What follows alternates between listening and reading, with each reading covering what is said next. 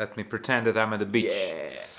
Yeah, we already came back from our trip to Hainan Island. I've never visited Hainan for vacations before. It was my first time. And I used to live in Guangzhou, which is not too far from Hainan. And now I live in Chengdu, which is southwest of China, quite far. The climate is quite different. And we went to a city called Sanya, the biggest, most developed city on the island. Our plan was to first visit Sanya, then we planned to rent a car and drive out to the place called Tingshui, which is more than an hour drive from the city. And there we would spend most of our holiday time staying in two different hotels. All are like big family-friendly hotels. Yeah, we were traveling with a child. My daughter is 5, so take this in consideration too. We did not try to search for any parties or things like that, you know. And then, yeah, on the last day we would go back to Sanya and fly back to Chengdu. Okay, and first of all, Sanya itself. Yeah, it's a nice city. It's not as big as, for example, Chengdu or Guangzhou, so for me it felt more relaxed, more kind of, you know, down to ground.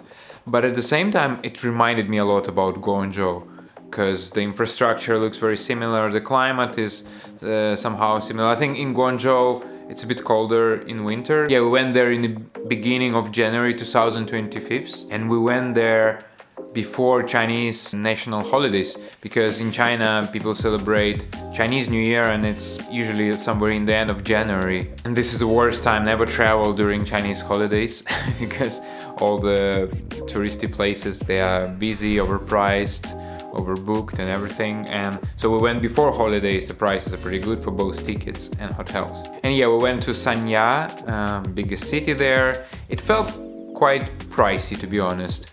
For like, even for the local stuff that we would get in restaurants, I felt like, yeah, it was kind of expensive. I mean, not like, you know, like supermarkets, but the stuff that you can buy on the street and toys and everything was all overpriced, had this vibe of touristy city. A lot of tourists, we went there right in the beginning of January, which I think overlaps with like holidays in Russia. There was a lot of Russian people for some reason. Sanya is popular among Russian tourists. I'm not Russian, I'm Ukrainian. And I don't know if Ukrainians are traveling to Hainan at all. But it somehow annoyed me because, yeah, it just wasn't ready for this. But the thing that I liked about Sanya, yeah, it was smaller city vibe. Any hotel, like we stayed in one big hotel, so there are like tons of huge kind of oldish hotels that are all okay, not so expensive, and they all beside the beach. There is a long beach line and a long coast, you know, with the sand. Hotels are just in front of it, so you just like, you know, you just need to cross the road and you're at the beach. In January, we didn't feel like it was warm enough for swimming. Like, if I would be alone, maybe I would try, but with my family, like, we didn't want our daughter to get wet because it's also kind of windy. I think it's not like the best season for just like recreational swimming. The best thing about Sanya for me was the food. To my big surprise, the food in Sanya was very similar to Cantonese food. They had dim sum restaurants, they had a lot of cool, like they call it lao ba cha, it's like old style tea kind of restaurants that's serving milk tea and coffee with condensed milk and a lot of pastries and some like fried rice noodles and boiled rice noodles. I simply love this stuff since I lived in Guangzhou and in Hong Kong, and I was very surprised to find so many nice, good and cheap options for this style of food. Like, the best thing that we found was this old restaurant. I actually literally made a separate video about it. Like, you know, it amazed me so much because we just spent like $10 for our whole family to, you know, get a lot of food and drinks and everything. Except for that, Sanya was like, okay, yeah, I still felt like strongly that I'm in China. I was kind of annoyed by the amount of tourists and there was not enough exotics. Coconuts everywhere, but not very cheap, and the beaches are okay, but there is nothing like, again, it's just like beside the road almost, like there is this long road along the beach, and at least in the place where we stayed. Maybe I missed the best part of Sanya, then sorry Sanya, sorry.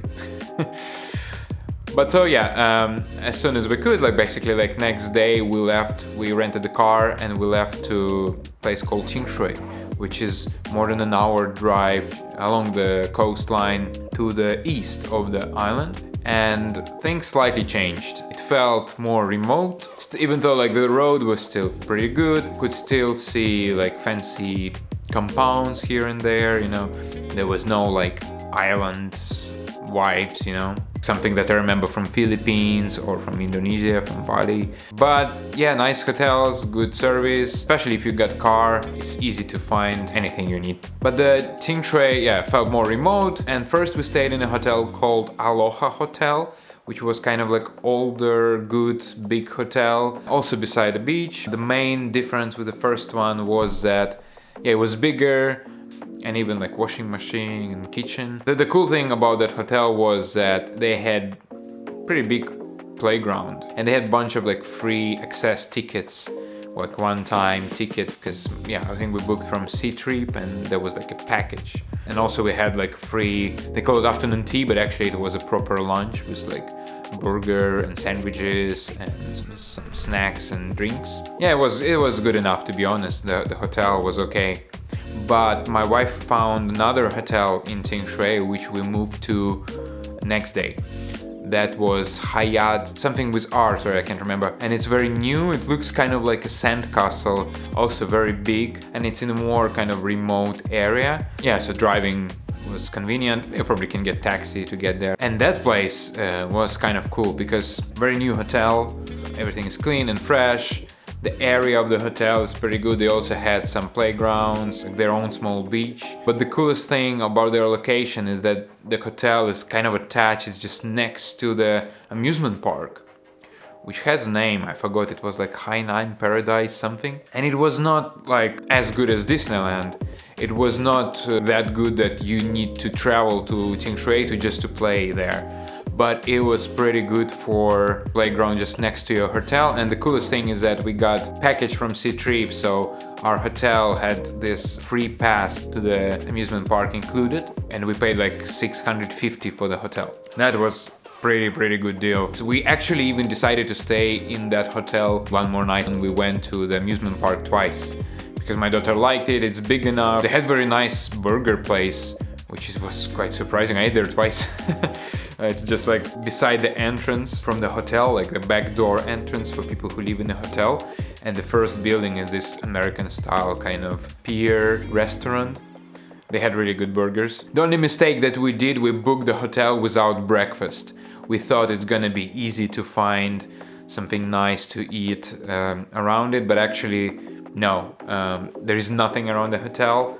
The closest kind of town is like maybe like 10 minutes drive from the hotel, and that's what we did on the first day, and it was not so good. Second day we were on the way back to Sanya, so we just had breakfast in Starbucks, but it would totally worse to, I think, pay some extra and have breakfast in a hotel, because otherwise the breakfast was 200 per person, per adult person, so we would have to pay like 400 per day.